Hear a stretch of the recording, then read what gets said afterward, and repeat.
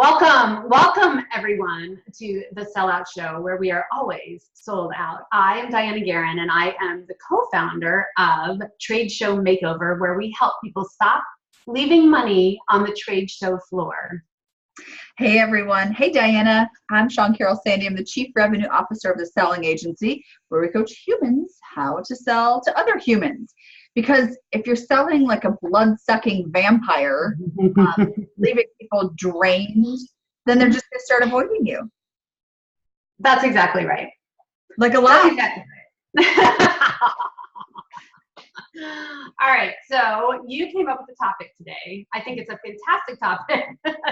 Of course I do. But what do you want to talk about today, Sean? So Diana, you introduced me to this concept, and I've actually been using it in some of the training, and it's called the vampire invite. And if you will do me the honors of explaining how you explain to me, what is the vampire invite? Yeah, so one of the things, and I mean, people get trained all sorts of different ways. So there are a lot of people who disagree with me. Don't scratch me. Sorry. My dog had surgery, so he has to wear one of those cones of silence. But anyway, so so a lot of people get trained to like push through the beginning of a conversation, right, in sales.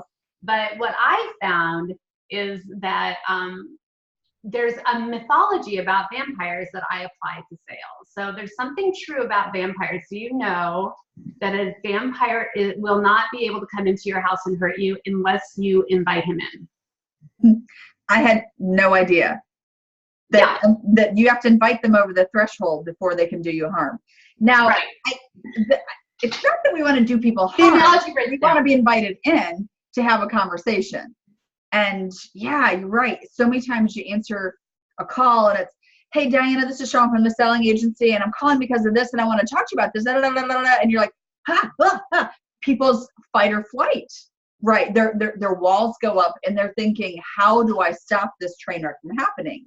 So when you're calling, when you're prospecting, when you're reaching out, I wanted to give you a little case study of how this has worked for me in a different scenario, how you use the vampire invite. And how so the vampire invite in a cold call is, do you have a minute to talk right now? Or is this a good time? And when somebody says yes and gives you the green light, now you've been across the threshold and you can suck their blood. No.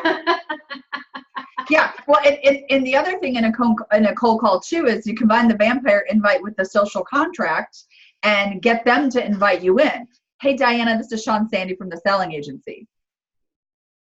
Hey, Sean Sandy from the Selling Agency. I've heard so much about you, and I get your blog every Monday morning in my inbox. I'm so happy to talk to you. Well, that's a wonderful way to answer the phone. But what most people say is, hey, Sean, what can I do for you? And then they've opened the door, right? They've invited you in. So here's how this has worked for me. Not in an unexpected way, but I actually tested this, and here's the results I got. So I needed people to respond, buyers, people with budget and influence, to respond to a survey for the book I'm writing. And, scouring all my connections, looking for, first connections. So on LinkedIn and even some of my connections on Facebook, I would reach out to them and say, hey, hope you're doing well. I'm writing a book and I would love your help. I need for people to answer the survey. I'm sure you've got brilliant insights. Here's a link to the survey. And set it up that way. And even people that I have pretty strong relationships with, I sent this to. And I was just baffled that people didn't respond. Not expecting a ton with the cold outreach, but I was just baffled that people didn't respond. So then I remembered the vampire invite, and I sent a suggested message.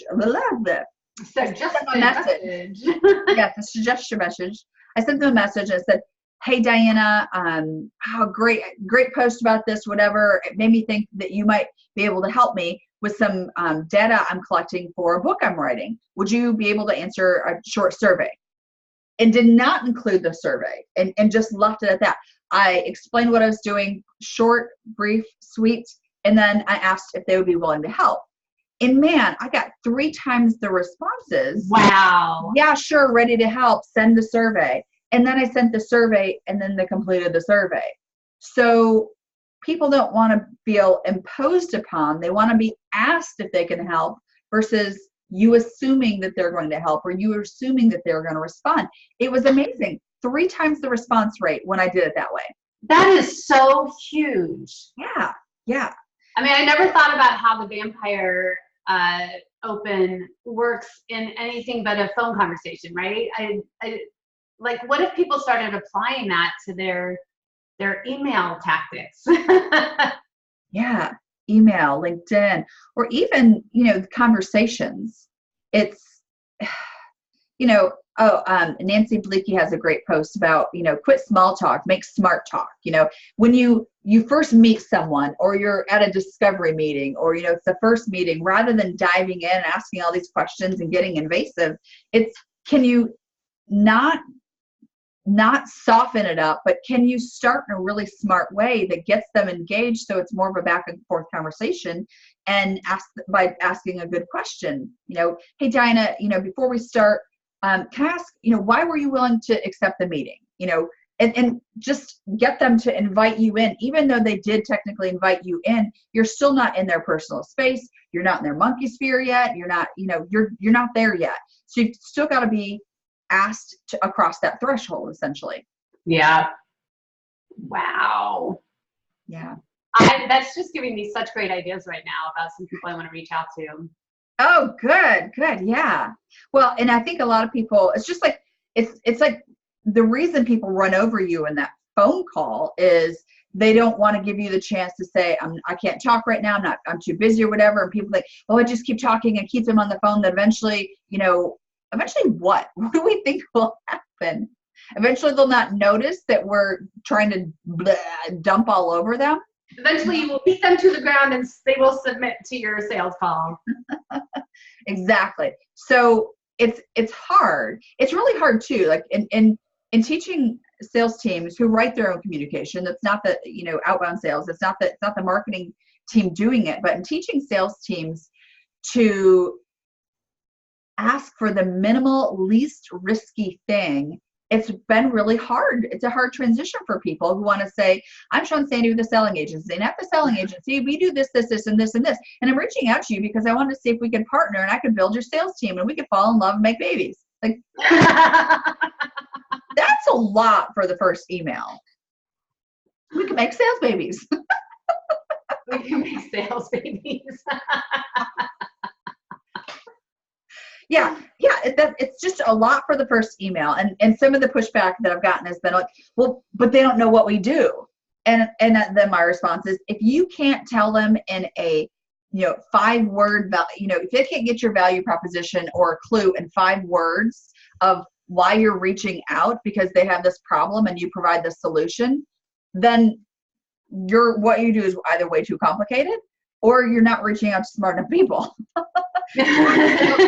They don't need your company history. They don't need your work experience. They don't care. Nobody cares about you until they care. Ask them if you can have a conversation. So it's been, you can see the wheels turning and people are getting it. Holy crap.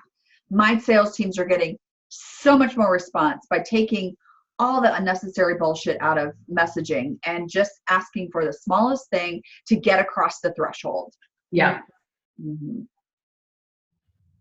And by the way, a 15-minute meeting is not a small thing for somebody's calendar. Like these people that are reaching out to me with email and they're just assuming that I'm going to take a 15-minute conversation, like I owe it to them somehow. And they haven't demonstrated that they know anything about my business. And they haven't demonstrated that I don't even know what their business is or what we're going to talk about. To me, that's like a total waste of my time. Yeah. I can't believe I even read your about people don't owe you 15 minutes of their time. That's not a small ask. No. So I did this one time and I've forgotten about it. It was like about a year and a half ago. But someone asked me for just a quick, and their verbiage struck me on a day. Like I was feeling kind of cheeky. It was, maybe we could have just a quick 15-minute chat. And I said, I know what my bill rate is for 15 minutes. I don't know. Can you afford it?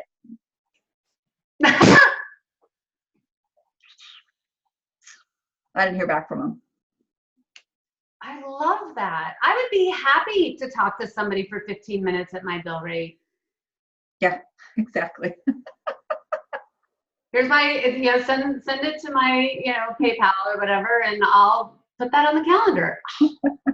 Sean. Yeah, full of pithy responses. Anyway, so we want you to try the vampire invite, or what did you call it? The vampire open. Open. The vampire. Yeah, you called it the vampire open. I think I've called it the vampire invite. That's perfect. But think about what you can do to get invited over the threshold. So, and it's so much about people participating in the conversation versus you just attacking them. Attacking them, right? Now, when you get invited across the threshold, you can drop the vampire analogy at that point. Yeah. Do not suck the blood. Do not suck their blood. Give them something of value. All right. We would love to hear from you to see how you're using it and when it works. Tell us about that too. When you get good stuff and good response from anything you hear from us on the SellOut Show, we want to know. Like, our egos need some feeding. We need to know that this stuff is working for you, and let people know so that you can share it too. So we can stop crappy sales behavior all around, make our jobs all so much easier. That's right. And then stop hoping. And start selling. That's right. Bye. Bye.